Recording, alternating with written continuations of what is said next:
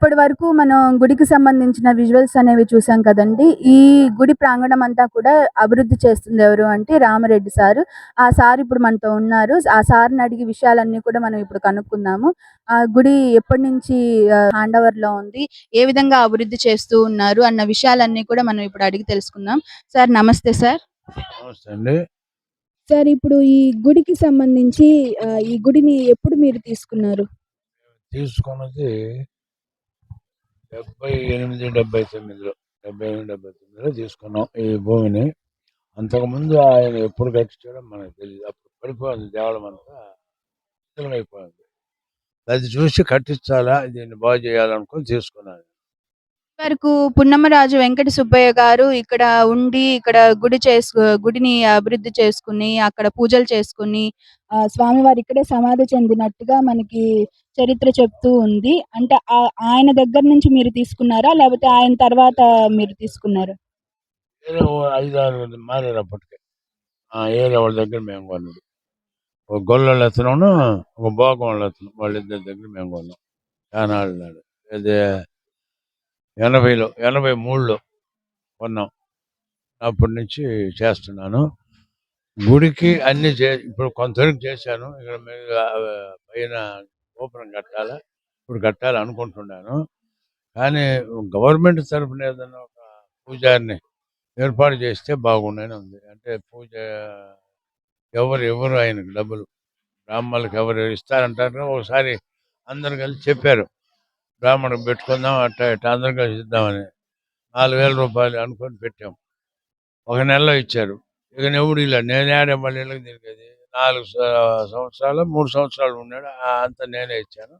అవసరం ఆయన వెళ్ళిపోయాడు. నేను ఒక్కడిగా ఇయ్యాలంటే ఇంకెక్కడ ఆదాయం వచ్చేది ఏం లేదు. మరి దీంట్లో వచ్చేది ఏంటంటే చేయాల్సిన పనులు ఉన్నాయి. చేయాల్సిన పనులు అంటే ఇది అనాథాశ్రమం ఒకటి ఉంది. ఆశ్రమం ఒకటి ఉంది. అనాథ పిల్లల్ని కూడా పెట్టాలనేది నిన్న ఒక ఆయన చెప్పిన మాట అది. ఇవన్నీ కూడా మీరే చేస్తున్నారా? అనాథాశ్రమం గాని, వృద్ధాశ్రమం గాని, హాస్పిటల్ గాని వీటన్నిటికి సంబంధించి మీరే నిర్మించి మీరే చేస్తూ ఉన్నారా? ఎవరితో సంబంధం లేదు. ఎవ్వడు పెట్టింది లేదు. ఎక్కడ సందాలు కానీ ఏమి లేవు. ఇప్పుడు అది వాళ్ళు పెట్టున్నారు. అది అంటే వృద్ధాశ్రమం నేను పెట్టలేక నాకు అది చాలని అనుకొని నేను ఏరే వాడికి ఇచ్చా పెట్టుకోమని. వాడు అనుకుంటున్నాడు దేశం అంతా తిరిగి మనకు తెలియదు. శివరాత్రి రోజు ఇక్కడ కళ్యాణం చేసి అన్నదానం చేస్తారు కదా! అంటే దాదాపు నేను ఇదివరకు చూసున్నాను. చాలా మందయితే వచ్చినారు. దాదాపు వేల సంఖ్యలోనే భక్తులు వచ్చున్నారు. దానికంతా గూడా ఎవరు మెయింటెన్స్ చేస్తారు? అది అసలెలా జరుగుతుంది? ఆ విషయాలన్నీ చెప్పండి. అని రామ్మోహన్ సార్ అని అయ్యవారు ఉన్నాడు ఒక ఆయన. ఆయన ఆయన కొంతమందిని కలుపుకొని దాన్ని అంతా దండతారు డబ్బులు. అప్పుడు మటుకు శివరాత్రి అప్పుడు దండి అది వాళ్ళు పెడతారు. ఆయన రామ్మోహన్ రావే. తర్వాత కార్తీక మాసంలో ప్రతి సోమవారం కూడా అన్నదానం జరుగుతుందా? ఎప్పుడు మేము తీసుకున్న మూలక 3 సంవత్సరాలు 4 సంవత్సరాల నుంచి డైలీ జరుగుతుంది. డైలీ మీరు ప్రతి సోమవారం మీరు చేస్తారా? లేకపోతే భక్తులు ఎవరైనా మేము పెడతాము ఈరోజు అని చెప్తారా? సోమవారం తొలి సోమవారం నేను చేస్తా. ఇంకా ప్రతి సోమవారం చేసేవాళ్ళు ఉంటారు. లేకపోతే ఆయాలు కూడా నేనే చేస్తుంటా. ఈ సంవత్సరం మటుకు మళ్ళా ఇప్పుడు నేనే చేస్తానమ్మా. ఈ సంవత్సరం మటుకు నాతో పనే లేకుండా వేరే వాళ్ళు ఇస్తున్నారు. ఈ కార్తీక మాసంలో ఎలాంటి పూజలు జరుగుతూ ఉంటాయి స్వామివారికి? మామూలు పూజలు నాకు తెలియవు అవన్నీ. నేను లోపల పోయి పూజలు వేసుకోండు. ఈ చేయనే సరిపోద్ది నాకు. జ్యోతిర్లింగ క్షేత్రం అంటే కాశీ నుంచి తీసుకువచ్చిన శివలింగం కాబట్టి మామూలుగా తాకి నమస్కారం చేసుకోవచ్చు, పూజలు చేసుకోవచ్చు అని చెప్పి వినున్నాను నేను. అలాగా ఇక్కడ జరుగుతుందా? రావులు అందరూ తాకి దండం పెట్టుకొని పూజ చేస్తారు. ఎవరికి వాళ్ళే అభిషేకాలు చేసుకోవడం గాని, పూజలు చేసుకోవడం.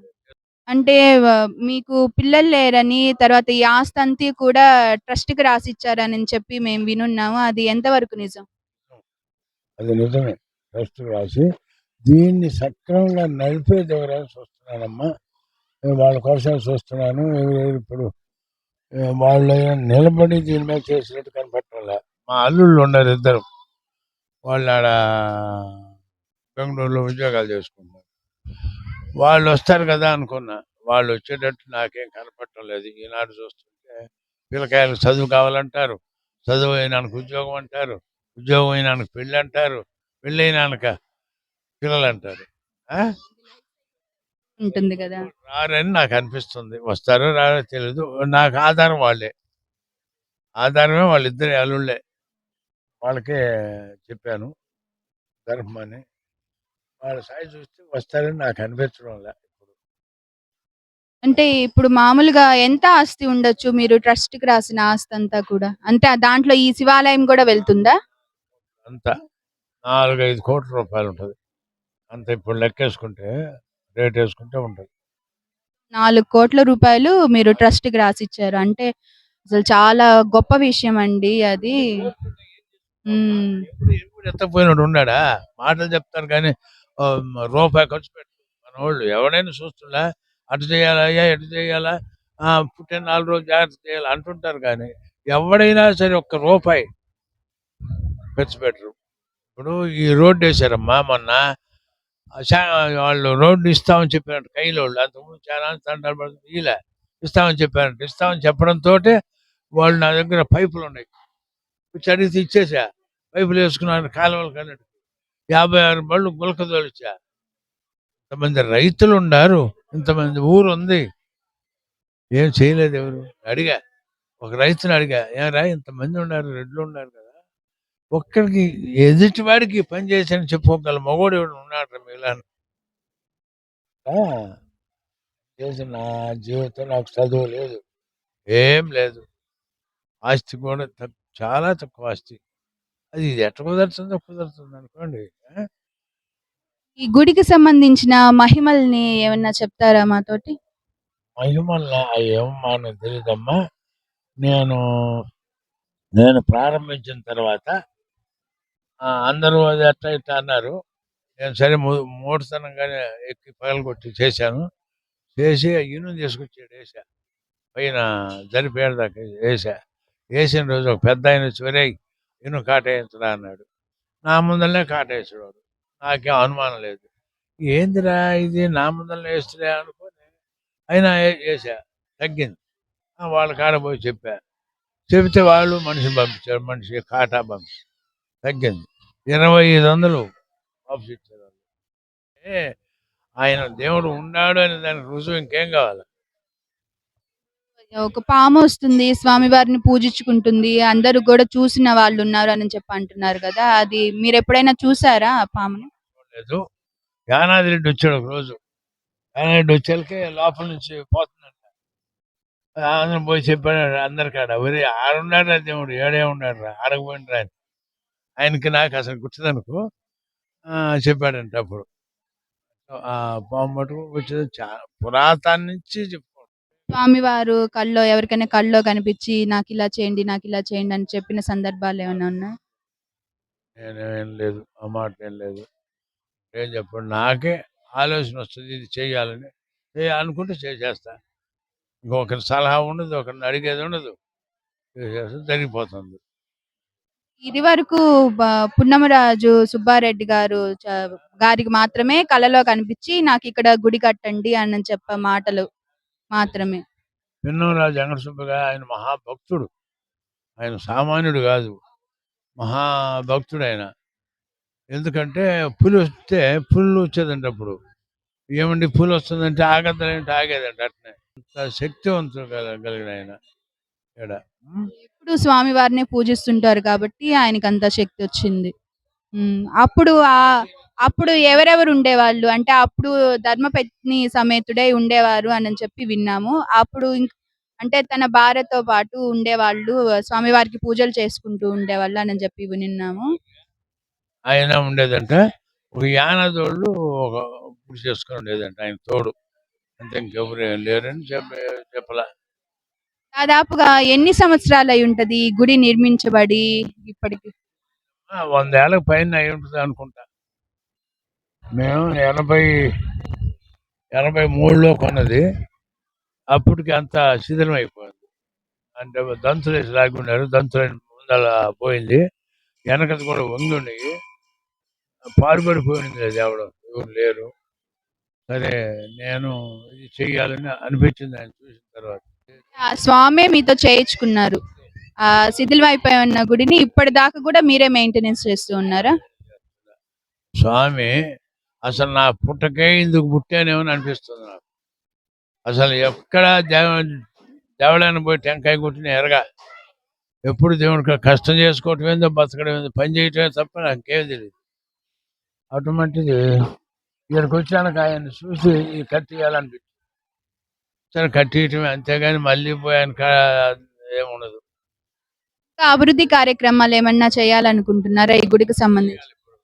అభివృద్ధి కార్యక్రమం అంటే ఇప్పుడు కట్టాలా, దేశస్తంభం కట్టాలా, ఈ రెండు ఇప్పుడు మొదలు పెట్టాలి. Malinidevi multi specialty hospital, Christian Peta, 5వ line, Kavali. Doctor Gottipati Malinidevi, MBBS, MS, OBGY, కాన్పులు మరియు గర్భకోశ వ్యాధి నిపుణులు.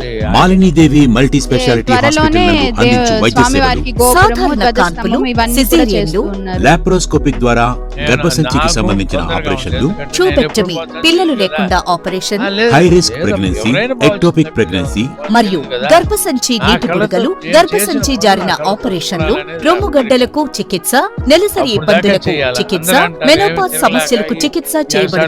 స్త్రీలకు సంబంధించిన అన్ని సమస్యలకు చికిత్స చేయబడును. పిల్లలు లేని వారికి ప్రత్యేక చికిత్స కలదు. ముఖ్య గమనిక, మా హాస్పిటల్ నందు కాన్పోయిన తరువాత తల్లి బిడ్డను ఉచితంగా మా వాహనంలో క్షేమంగా ఇంటికి చేర్చబడును. మా హాస్పిటల్స్ ప్రత్యేకతలు: ICU, lab, AC and non AC rooms, 24 గంటలు మెడికల్ షాప్, ప్రతి రూమ్ నందు వేడి నీటి సదుపాయం కలదు. అత్యవసర కేసులు అన్ని వేళలా చూడబడును. సంప్రదించండి Malinidevi multi specialty hospital, Christian Peta, 5వ లైన్, కావలి. ఫోన్ నంబర్స్ 9398665676 మరియు 08626245167. కానీ పిల్లలు లేరు. లేకపోయినా సరే ఆమె బాధపడుతుండేది అయితే ఇది పిల్లలు కావాలని. నేను పెద్దగా పడుచుకునేదిలే. నా తమ్ముడు పిల్లకాయలు ఉన్నారు కదా అని. ఆ తమ్ముడు పిల్లకాయలు, 4 ఆడపిల్లకాయలు, ఒక కొడుకు ఉన్నారు కదా, ఉన్నారు వాళ్ళు జాలే అనుకునేది నేను మనసులో. అనుకో పెద్దగా పడుచుకోవాలా. కొడుకు ఇటువంటి బిడ్డలు దేశంలో ఉంటారని కూడా నాకు తెలియదు. అటువంటి బిడ్డలు దేశంలో ఉంటారని కూడా నాకు తెలియదు. ఎట్లా అంటే నా భార్య చచ్చిపోయి నీ పెదమ్మ నిన్ను సాకింది చిన్నప్పుడు పైన నెత్తిన వేసుకొని చచ్చిపోతే నేను పిల్లలేదని రాకుండా పోయాడు. ఆలోచించు. కానీ నేల మునగలవాడు వాడు ఒక మనిషి. అటువంటి బిడ్డలు ఏ మనిషికి పుట్టకూడదు. అందువల్ల మీరు మొత్తం ఆస్తి అంతా కూడా ట్రస్ట్ కి రాసేశారు. వాడు దీన్ని ఉపయోగపెట్టడం నాశనం చేస్తాడనే ఉద్దేశంతోనే అంత రాసేసానమ్మా. అది జరిగింది. అయినా 10 మందికి ఉపయోగపడేలాగా చేయాలి అన్న ఉద్దేశం మీదే. ఇవే నాకు కావాల్సింది. ఇది దీని మీద ఎంతైనా చేయొచ్చమ్మా మంచోళ్ళు అయితే. వాళ్ళు ఈడెంటి వాళ్ళు వస్తే ఎటుపోద్దో ఇది ఏమైపోద్దో మనకు తెలియదు కదా. అని నా ఆశ మటుకు ఇది శాశ్వతంగా నిలబడాలా, మంచి పనులు జరగాల అని నా కోరిక. ఆ కోరికతోనే చేశా. ఇంతవరకు ఇక ఎటు జరగద్దో మనం చెప్పలేము. మీదటి కూడా ఇంకా అభివృద్ధి కార్యక్రమాలు చేస్తూ ఇదే విధంగా ముందుకు పోతూ అని చెప్తున్నారు. ఉండవరకు తిరగలంత వరకు చేస్తాను. చేసి దేవుని మటుకు కడతా. Thank you very much sir. మాతో చాలా విషయాలు పంచుకున్నారు మీరు. అదేవిధంగా గుడికి సంబంధించిన ఎన్నో విషయాలు చెప్పారు. అదేవిధంగా ఫస్ట్ నుంచి ఏ విధంగా వచ్చిన ఆ విషయాలన్నీ మాతో పంచుకున్నారు.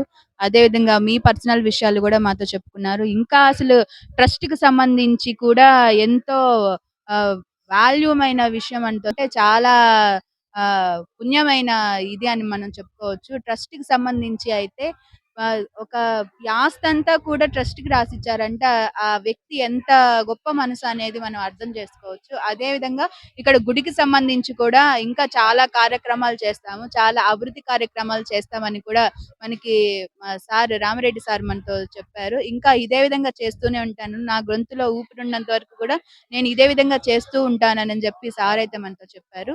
ఇప్పుడు మనం చూసుకున్నట్లయితే ఎన్నో రకాల ఎన్నో విషయాలైతే మనం ఈ గుడి గురించి తెలుసుకున్నాము. అదే విధంగా గుడికి సంబంధించి అన్ని విజువల్స్ చూసాము. అదే విధంగా రామరెడ్డి సార్ చెప్పిన విషయాలన్నీ కూడా మనం విన్నాము.